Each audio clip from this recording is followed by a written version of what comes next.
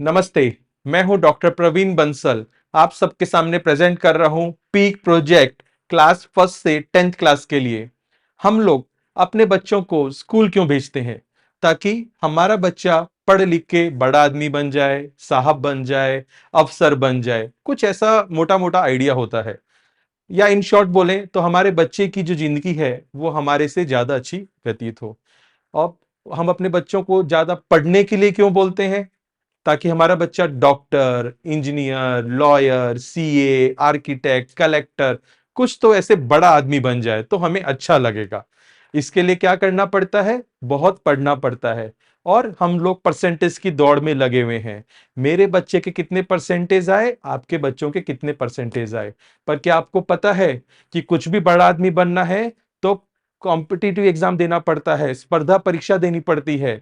स्पर्धा परीक्षा basically 3 level पे होती है। स्कूल लेवल पे scholarship exam, after 12th entrance exam और गवर्नमेंट जॉब के लिए एग्जाम। अब आप देखेंगे तो ये सभी तरह के एग्जाम में लगभग 50% जो क्वेश्चन आते हैं वो आते हैं रीजनिंग, इंटेलिजेंस और मेंटल एबिलिटी के। बट ये तो हमारे स्कूल में सिलेबस में कवर ही नहीं होता है, हमारे यहाँ पे बच्चों को पढ़ाया ही नहीं जाता है। तो हम लोग हमारे बच्चों के लिए तैयारी कैसे करेंगे? आप थोड़ा देख सकते हैं, एग्जाम्स की मैंने लिस्ट भी दी है। ये जो लाल रंग का जो पोर्शन है ये वो है जो हमारे रेगुलर स्कूल में कवर नहीं होता। और एक बात आपको शायद पता हो, as per new education policy आगे चल के क्लास 12th के बाद अगर अपने बच्चों को आगे पढ़ना है तो परसेंटेज के ऊपर एडमिशन नहीं होगा, एंट्रेंस एग्जाम देना पड़ेगा, CUET। उसका भी जो सेक्शन 3 है वो है रीजनिंग, करंट अफेयर्स, जीके। अब आप सोचिए कि हमारे बच्चे इसके लिए तैयारी कैसे करेंगे।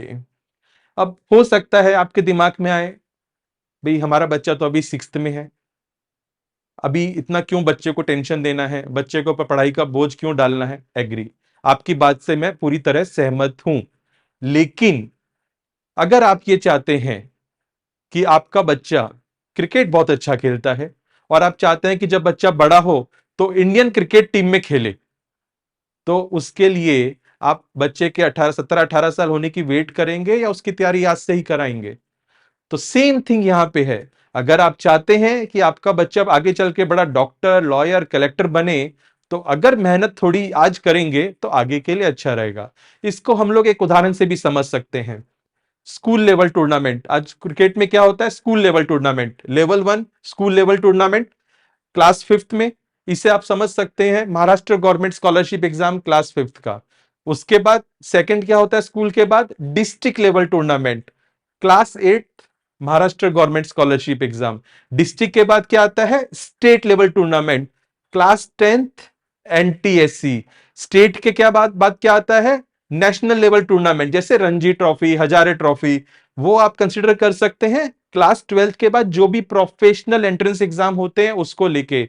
और फाइनली इंटरनेशनल क्रिकेट और इंटरनेशनल वर्ल्ड कप, वो आप कह सकते हैं UPSC, MPSC, railway, banking, insurance etcetera. तो अगर आप चाहते हैं कि आपका बच्चा आगे चल के कलेक्टर बने, IPS बने, तो उसकी तैयारी आज से करेंगे तो हमारे बच्चों को आगे जाल के तकलीफ कम होगी। अब हम लोग तो इसमें एग्जाम लेने वाले हैं, टारगेट पे कोई कोचिंग क्लास नहीं है, और ऑलरेडी अपना बच्चा स्कूल में क्लासेस में इतने सारे एग्जाम देता है, तो आपके एग्जाम क्यों देने हैं? तो मैं आपको थोड़ा सा आइडिया दे देता हूं। स्कूल में होते हैं पासिंग एग्जाम, जिसमें सब बच्चे पास होते हैं और सबके घर पे लड्डू पेड़े मिठाई बंटती है और सब लोग खुश होते हैं। बट हम लोग बात कर रहे हैं कॉम्पिटिटिव एग्जाम की। इसमें मैटर ये नहीं करता है कि आपको कितना आता है, मैटर ये करता है हमें दूसरे बच्चों के कंपैरिजन में कितना आता है। क्योंकि सीट तो एक ही है, रैंक एक ही है, तो हमको कॉम्पिटिटिव एग्जाम देना पड़ता है। तो स्कूल के एग्जाम अलग चीज है और कॉम्पिटिटिव एग्जाम अलग चीज है। अभी हो सकता है आप में से काफी पेरेंट्स बोलेंगे हमारा बच्चा तो बहुत सारे ओलंपियाड एग्जाम देता है, science, math, English, social studies. तो ओलंपियाड एग्जाम और टारगेट पिक एग्जाम में क्या अंतर है? ओलंपियाड एग्जाम एक पर्टिकुलर सब्जेक्ट के लिए है, साल में एक एग्जाम होता है। अभी समझो आपको पता चल भी गया कि मेरा बच्चा क्लास में, डिस्ट्रिक्ट में, स्टेट में इस पोजीशन पे है, तो इंप्रूवमेंट की गुंजाइश कहां है? अगले साल हमारे यहां पे हम लोग हर हफ्ते प्रैक्टिस एग्जाम लेते हैं, हर महीने रैंकिंग एग्जाम लेते हैं। पहले महीने जो बच्चे ने पढ़ाई की उसके ऊपर पहले महीने में एग्जाम हुआ। आपको पता चलेगा कि आपका बच्चा दूसरे बच्चों के कंपैरिजन में कहां पे स्टैंड करता है मार्केट के अंदर। ये भी एक तरह का मार्केट ही है। अब उसको बच्चे को पता चला ये सब्जेक्ट या ये चैप्टर उसका वीक है, तो उसके हिसाब से अगले महीने वो परफॉर्मेंस इंप्रूव कर सकता है। ऐसे दूसरे महीने, तीसरे महीने, चौथे महीने, अब हर महीने अगर बच्चा इंप्रूव कंसिस्टेंटली एग्जाम देगा तो वो अपने आप को इंप्रूव कर पाएगा। और टारगेट पे एग्जाम्स का जो स्ट्रक्चर है, जो सिलेबस है, करिकुलम है, ये जितने भी कॉम्पिटिटिव एग्जाम्स होते हैं उसके हिसाब से स्पेशली डिजाइन किया गया है। तो अगर आपका बच्चा टारगेट पीक के एग्जाम रेगुलरली देगा तो उसको आगे चल के किसी भी तरह के कॉम्पिटिटिव या स्पर्धा परीक्षा में बेनिफिट मिलेगा। तो टारगेट पीक हम लोग बेसिकली कर क्या रहे हैं? टारगेट पीक आपके बच्चों को बुद्धिमत्ता, इंटेलिजेंस के लेक्चर्स देता है हिंदी और मराठी में। क्योंकि ये जो बुद्धिमत्ता इंटेलिजेंस के लेक्चर्स हैं ये अपने नॉर्मली स्कूल्स में नहीं पढ़ाए जाते हैं, और रेगुलरली एग्जाम कंडक्ट करता है ऑनलाइन, और इन एग्जाम्स का डिटेल एनालिटिकल रिपोर्ट आपको प्रोवाइड करता है। पढ़ाना हमारा काम नहीं है। आपके बच्चे जिस स्कूल में पढ़ रहे हैं, जिस क्लास में पढ़ रहे हैं, बहुत अच्छा पढ़ रहे हैं, टीचर्स आपको बहुत अच्छा पढ़ा भी रहे हैं, लेकिन सैंपल साइज हम लोग बढ़ा दे रहे हैं। मार्केट में बच्चा कहां स्टैंड कर रहा है वो हम लोग बता रहे हैं। Mental ability videos, online practice test, weekly ranking, monthly ranking test, और जो गवर्नमेंट के एग्जाम होते हैं उसके ऊपर मॉक टेस्ट। पूरे सिलेबस को हमने 8 पार्ट में डिवाइड किया हुआ है। 8 महीने स्कूल चलता है तो 8 महीने हमारा सिलेबस है। हर महीने एक एक पीक हम लोग कवर करते हैं। स्टूडेंट्स मेंटल एबिलिटी के वीडियोस ऐप के ऊपर दे सकते हैं। हर महीने के पहले, दूसरे और तीसरे रविवार को प्रैक्टिस टेस्ट होता है, और हर महीने के चौथे रविवार को रैंकिंग टेस्ट होता है। प्रैक्टिस टेस्ट के लिए कोई रैंक नहीं आती है, उसके मतलब जस्ट प्रैक्टिस के लिए ही है। रैंकिंग टेस्ट स्टूडेंट जो फर्स्ट टाइम एग्जाम सबमिट करेगा रिजल्ट उसके हिसाब से बनेगा। उसके बाद प्रैक्टिस के लिए वो स्टूडेंट बाद में बार बार भी वो एग्जाम दे सकता है। इसमें बच्चे के सब्जेक्ट में, चैप्टर में कौन सी रैंक है, किस क्वेश्चन की वजह से रैंक उसकी इंप्रूव हो रही है, खराब हो रही है, वो सब वीक पॉइंट्स हम लोग आपको यहाँ पे बताते हैं।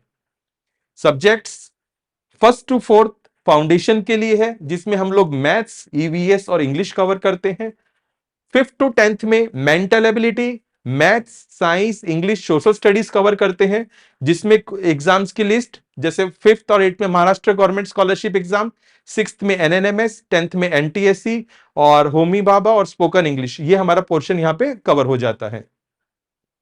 ये प्रैक्टिस टेस्ट के शीट्स, ये स्कूल में ओएमआर शीट पे भी होता है, बच्चे ऑनलाइन भी दे सकते हैं। एग्जाम की जो लैंग्वेज है वो इंग्लिश, हिंदी और मराठी तीनों लैंग्वेज होती हैं। ये एग्जाम का टाइम टेबल है।